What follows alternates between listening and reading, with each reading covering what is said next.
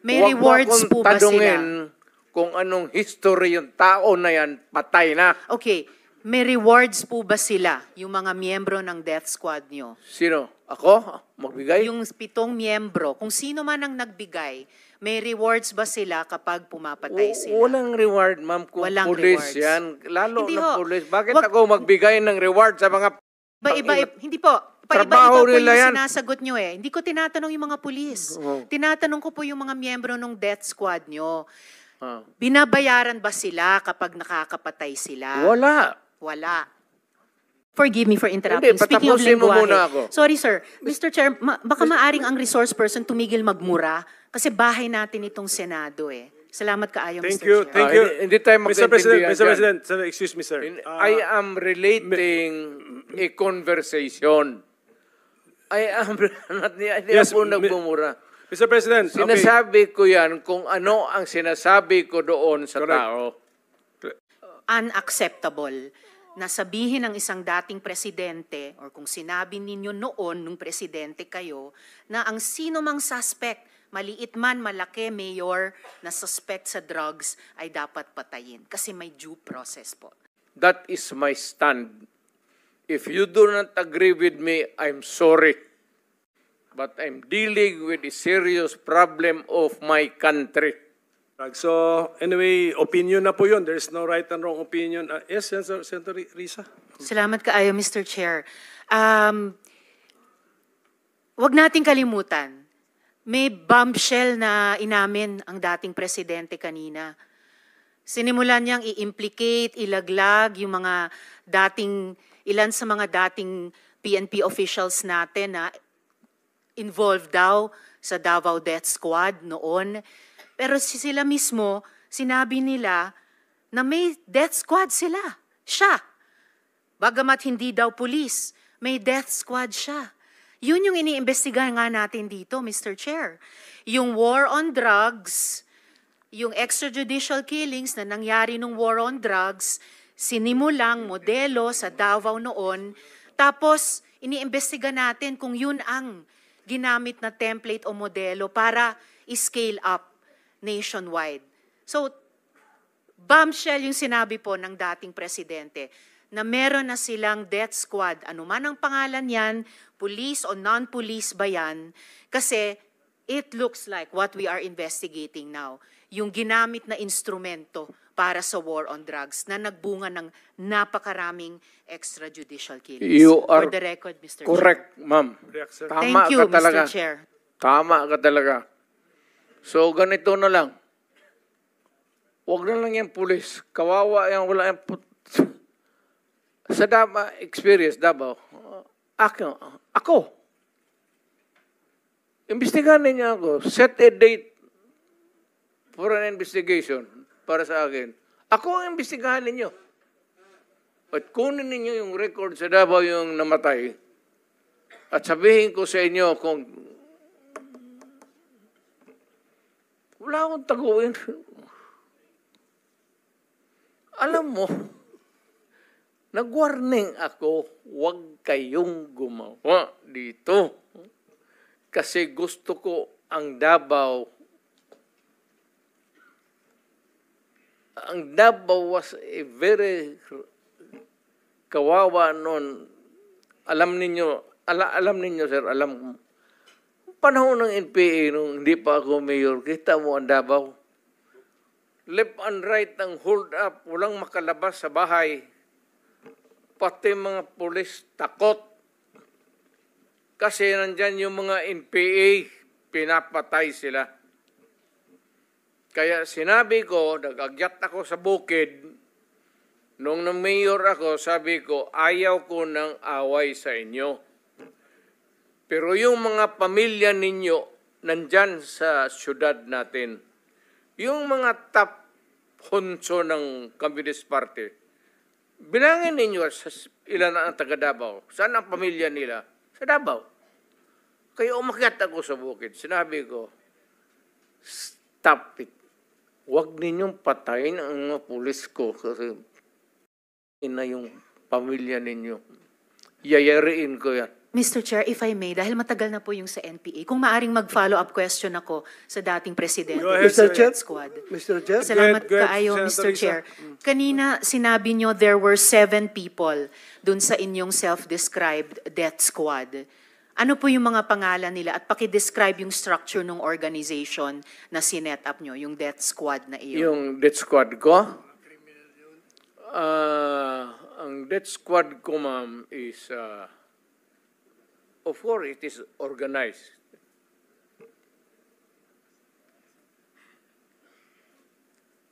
Hanggang dyan lang. Ano po yung structure ng organization na iyon? Against criminals. Hindi po, yun yung task siguro na binigay nyo. Pero anong structure ng death squad niya iyon? Structure against crime and criminals. Ibig sabihin, ano po yung setup? At sino yung 7 yon na miyembro ng death squad Fight nyo? crime. No sir, yung pangalan nung sabi nyo, 7 tao na nasa death squad nyo. Mukhang patay naman sila lahat, ma'am. It's okay sir, ano pong mga pangalan nila? You know, when I was mayor, it's about 43. I am now 73. For the life of me, I cannot remember the name. And ano po yung structure nung 7 yon? Merong bang team leader, may 2 tenyente, then may 4 pa na tao? Ano po yung structure ng organization na iyon? I said I am 73 years old. Hindi ko nga alam kung bakit nandito ako kaharap mo. Sir, I'm sure alam nyo kung bakit kayo nandito. In fact, kayo po yung nagsalita ng pinakamarami sa resource persons. Well, May reward po ba yung 7 iyon sa death squad nyo? Again, ma'am? May rewards po bang ibinibigay sa mga miyembro ng death squad nyo tuwing nakakapatay sila? Police? Police ba yung death squad nyo? Yung Yun ang allegations. Hindi po, yung sinabi nyo kanina. Huwag tayong lumabas dyan. Hindi po ako lumalabas. May ibang lumalabas. O Yung dito sinabi tayo po ninyong ang death squad, pinag-usapan dito, may rewards po ba yun? is centered sa police na sinasabi na binabayaran. No sir, pina-follow up ko yung sinabi ninyo. Ay, yung civilian? Unprompted. So, kung civilian yon, yung sinabi nyo na death squad nyo na 7 tao, may rewards po ba yung 7 taong iyon kapag nakakapatay sila? Ay, hindi ma'am, mayayaman yung mga, maraming gago na mayayaman sa Davao. Hindi Ano mo pong kaya- koneksyon ng mayayaman sa Davao? Gusto dun sa pumatay miyembro ng mga death kriminal. squad?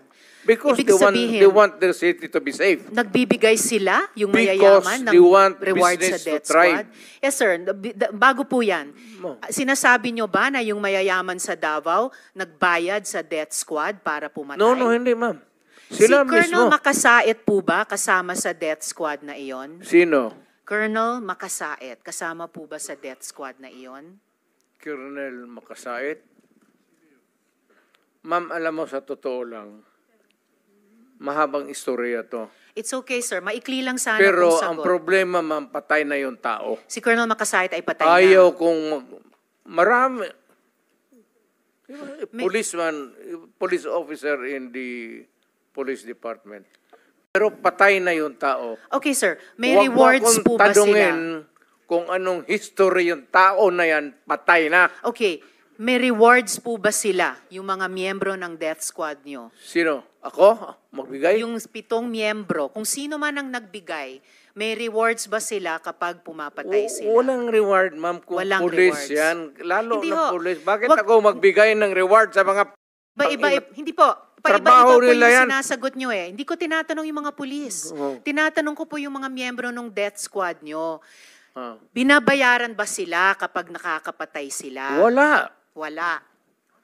Okay. So, libre lang yung May I remind the pagpatay. Senator, this is just an intervention. Yeah, sorry. We have to I follow, apologize, we have Mr. to Chair. follow the Yes, order. I Yes, please, submit, please. Mr. Okay. Chair. The time for Senator Estrada has expired. Senator Villanueva, for just Mr. an Chairman, yes, interjection. Mr. Chair. Mr. Chairman, I've been here for more than 4 hours, and according to the ground rules set by the chairperson himself, we will be staying here only until 4 in the afternoon. So we are very honored that our former president is here with us. Sir, thank you for being here with us, and I just noticed yung pong sinabi niyo po kanina, and I'm humbled and grateful na binanggit po ninyo, Mr. President, kanina na yung programa and war on drugs hindi naman perpekto, at sinabi niyo po na meron ding mga kakulangan at pagkakamali. May we know, just one question, Mr. President.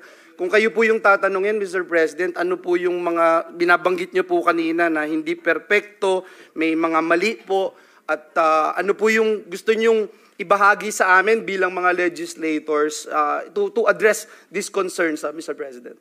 Thank you. Sir, hindi tayo nakulang sa batas. Kumpleto tayo. I've been, once upon a time, also a congressman, prosecutor, fiscal, lahat na. Dinaanan ko na lahat, sir. It is really the determination sa local officials. Alam mo kasi ang droga is a very dangerous. Kaya as we are talking now, hindi perpekto itong ating bayan.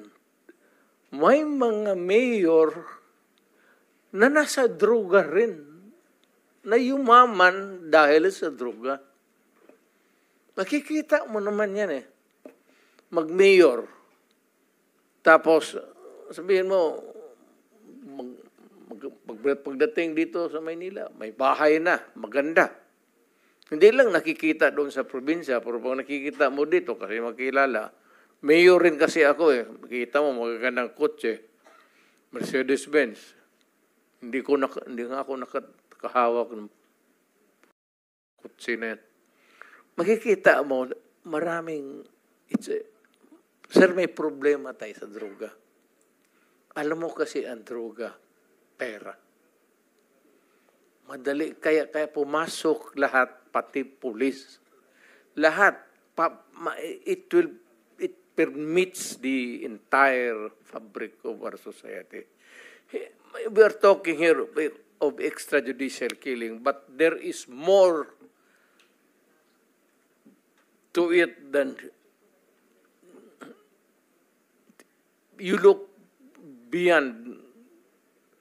Kasi it's not really in the killing. Madali yan, sir. Madaling isulbad. Only, sabihin lang ng presidente na sa mayor. Mayor, lahat kayo, tawagin mo mayor. Ginawa ko yan. Tawagin ko, tapos mag-isang order. Tawagin ko sa Malacanang noon. Kinulong ko. Tapos magsabi ako, ganito ang gusto ko. Kaya, pero ito ngayon, sir, maraming mayor na pumapasok sa droga. Kasi nga, pera. Kailangan nila ng pera para maganda yung buhay, para sa kanya, pati mga anak, pati looking forward to fund the next election to stay in power. Ganon ang kultura ng Pilipinas. Hindi lahat. Maraming mayor na matitino. Pero marami dyan pumapasok sa droga or they are on the take for the money. Kaya tignan mo lang, kung hindi doon sa kanilang probinsya, dito mo tignan sa Maynila. Kasi ako, mayor kasi ako, marami akong kilalang mayor. I cannot talk about the governors. Yung mayor lang, kasi may mayor, siligman kami. Kung makikita mo lang paglabas ng, patatawag kami sa Malacanang, paglabasan niyan, tinitignan ko lang yung mga kotse lang nila. Mercedes-Benz. Hindi naman ako nagmiliit, pero ako, sorry, Joseph.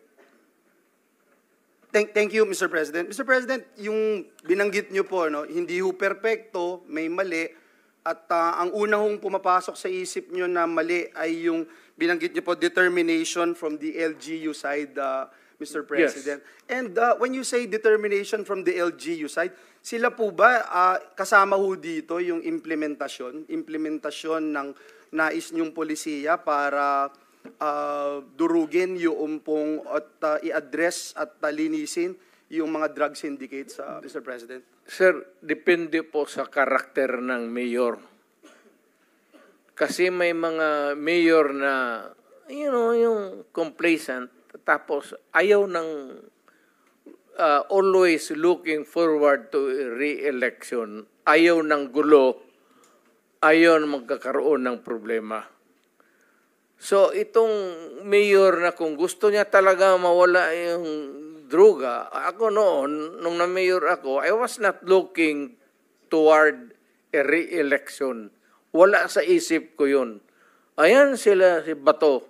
Nung nag-mayor ako, sabi ko, hindi ako interesado na ma-re-elected.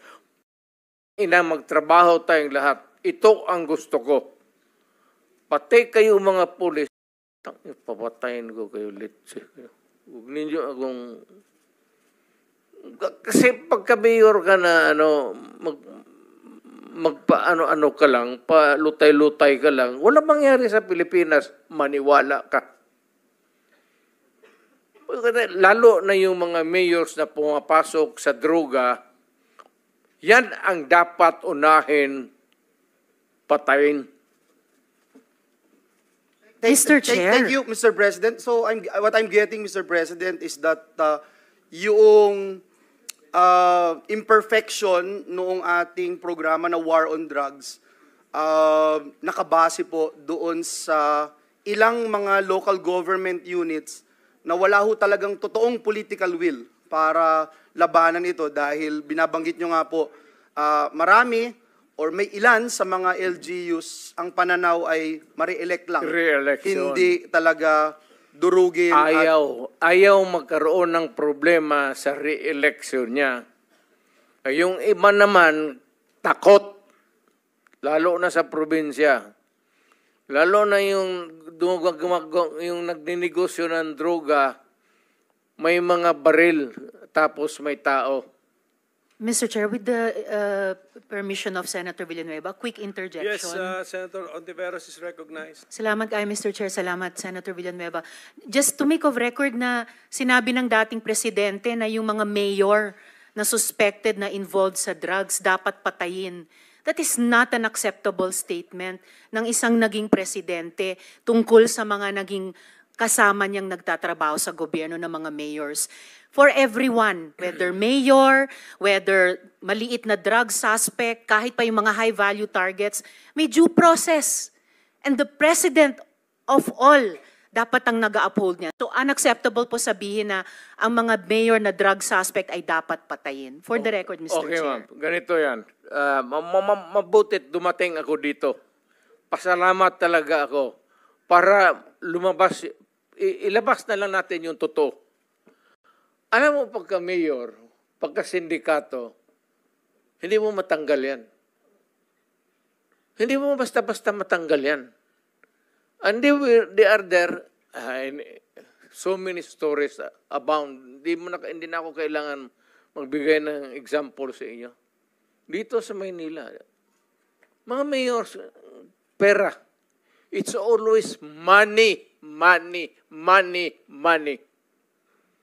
Kaya pagka nandyan, either they are in cahoots with the law enforcers or yung ibang mayor takot. Yung sa probinsya, kung magka-mayor ka, kaya wag kayo, may nakikinig ngayon, wag kayo magpili ng mayor na pitsugin. Kasi wala talagang mangyari. Pagka mayroong mga sindikato, ex-policemen, ex-soldiers na may baril, tapos takot kang mamatay, walang mangyari sa siyudad mo. You have to, maraming problema na nakatago, ma'am, na hindi natin nakikita. Nasa undercurrent yan. Hindi natin nakikita yan. Sino po ba yung mga yon? Hindi, all over. Mayors. All over. Hindi ko masabi.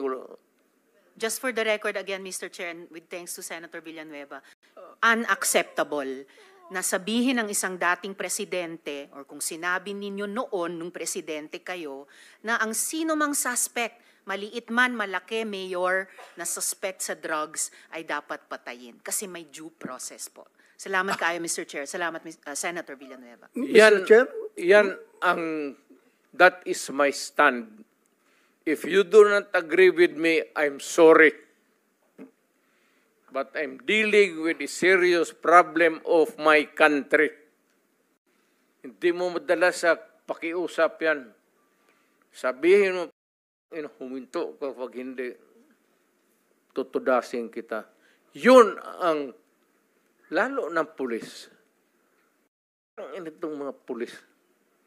Pagka pumasok yung pulis sa droga, hindi mo sabi, hoy pulis, huminto ka. Puntahan mo yung pulis, sabihin mo, mga pulis, kung mga tao na harapin ko, o let us be, labas na lang natin yung, pati yung lengguwahe. Pero Mr. Chair, forgive me for interrupting. Hindi, Speaking of patapusin mo muna lengguwahe. ako. Sorry sir, Mr. Chair, baka maaring ang resource person tumigil magmura kasi bahay natin itong Senado eh. Salamat kaayo, Thank Mr. you, Chair. thank you. Hindi tayo Mr. President, magkaintindihan Mr. dyan. President, sir, excuse me, sir. I am relating a conversation. I am, hindi Yes, ako nagbumura. Mr. President, okay. Sinasabi ko yan kung ano ang sinasabi ko doon sa Correct. tao. Klaro na po yun, Mr. President, na when you relate to the police officers, may kasamang mura. Pero okay na, klaro na po yun. Pwede na nating hindi ulit-ulitin, Mr. President. Hindi lang, kung pwede sabihin ko lang. sa kanya, papatayin kita. Hindi lang ako magmumuro sa... Okay. Iwasan lang po. We try our best na iwasan na po. Anyway, naintindihan po namin.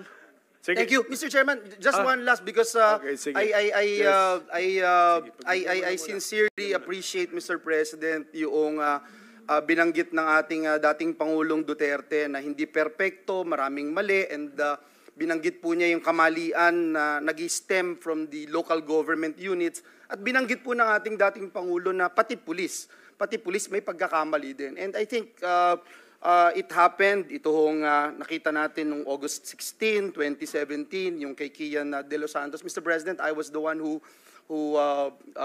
first called for the investigation and filed the resolution here in the Senate about what happened doon sa Caloocan. And ang nangyari nga po dito, 3 policemen, si Juarez, Pereda, and Cruz were found guilty of murder. They are sentenced to reclusion perpetua, imprisonment of up to 40 years.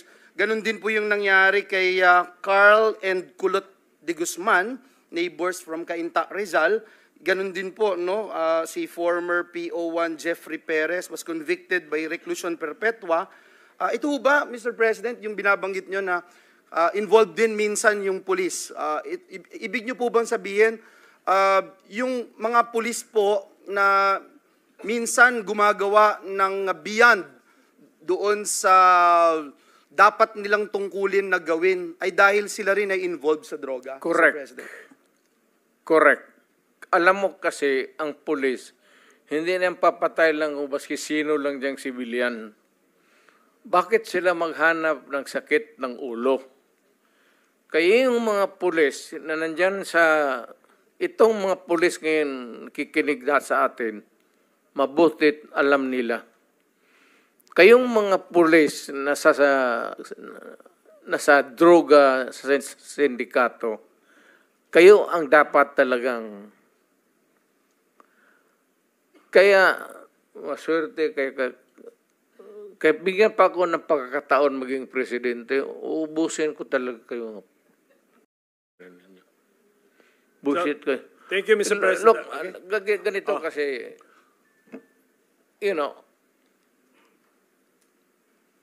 pag hindi ko kasi ginawa yung ginawa ko sa Davao, isasakripisyo ko yung mga bata at isasakripisyo ko yung mga tao. Yung progress ng syudad.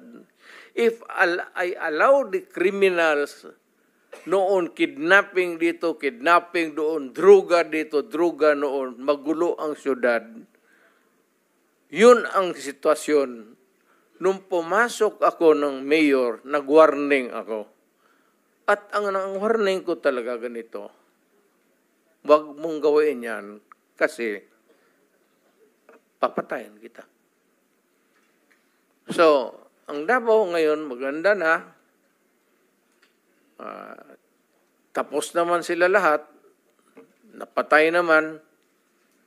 Wala naman siguro maragdag. Kung may gusto, sige.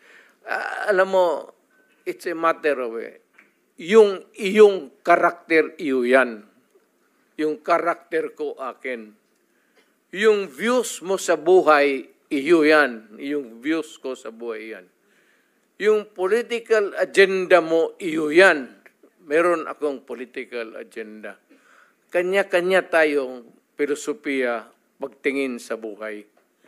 Kaya, na-timingan mo lang na kung ako ganito ang utak ko, yung masasamang tao, pasensya. But foremost is really, I protect the innocent at saka yung taong bayan. Mr. President. Thank you, Mr. President. Thank you. Mr. President, nabanggit mo kanina na Metro Manila mayors and then siguro mga highly urbanized cities yan. I'm sure in the other places of the country na highly urbanized cities na involved sa droga. When you were president, siyempre yung disciplinary action pwedeng ma-initiate sa office mo. So, did we use the disciplinary provisions in the local government code to discipline the mayors of the highly urbanized cities under the office of the president? Mahirap, sir. Mahirap talaga, sir, because una, matatakot talaga ang mayor. Especially dito sa Maynila. Puro sindikato dito. Kasali na ang pulis, sundalo, kriminal. Ang problema dito sa Maynila, sir, hindi mo malaman kung sino ang kalaban mo. Baka sabihin mo lang kriminal, sindikato, hindi mo alam pati pulis. Yung mga pulis, alam nila yan. Ito mga pulis nandito, yung mga pulis, alam nila yan. Na may mga tao sila na ganun. Ang problema, hindi nila basta-basta mapaalis. Siguro, isolate nila, assign nila ng duty na medyo mapalayo, but they can only do so much. Pero paglabas ng opisina yan, sir, may barel, may authority, and they come into contact with criminals, yun ang problema ng bayan. Mr. President, did we use the disciplinary power or authority of the office of the president over these highly urbanized city local government officials during your term as 6 years? Did you use it? Mahirap, sir, yung kung mayor. Yes, mayor. Against a mayor. Mahirap because yung word na due process, sir, yun talaga ang... I am not trying to belittle the democratic principles of our country. Pero yung due process, sir, yun ang pinakamahirap. Pagka pinailan mo ng kaso due process, it would take years. At kung may abogado yan, sir, matapos na lang ang termino ng animal, wala mangyari. Kaya, hindi naman ako nagyayabang. Lahat naman tayo may init sa ulo eh. Pero, pag mayor ka, kung sabihin mo, si Mayor Duterte, ilang termino na yan, love siya ng tao. Sinasabi, hindi ko kailangan ang love ninyo. You just obey the law. Huwag na yung love ninyo, hindi ko kailangan yan. Marami akong love sa labas. Naglalove. Ang problema dito, sir, is when you are a mayor, dito na lang tayo sa mayor, pag hindi takot ang tao sa iyo, kung sabihin mo lang, wag yan kasi por respeto si Mayor, respect is not enough. Dito sa Pilipinas, kung sabihin mo, wag natin gawin yan por respeto kay Mayor, ibang klaseng tao yan, sir. Medyo yung mga lasing-lasing siguro, papaputok-putok, yung malasing, bang-bang-bang. Huwag mong gawin niya kasi nakakaya kay Mayor. Pero iba yung kriminal, sir. Yung mga kriminal, hindi yan. Thank you, Mr. President.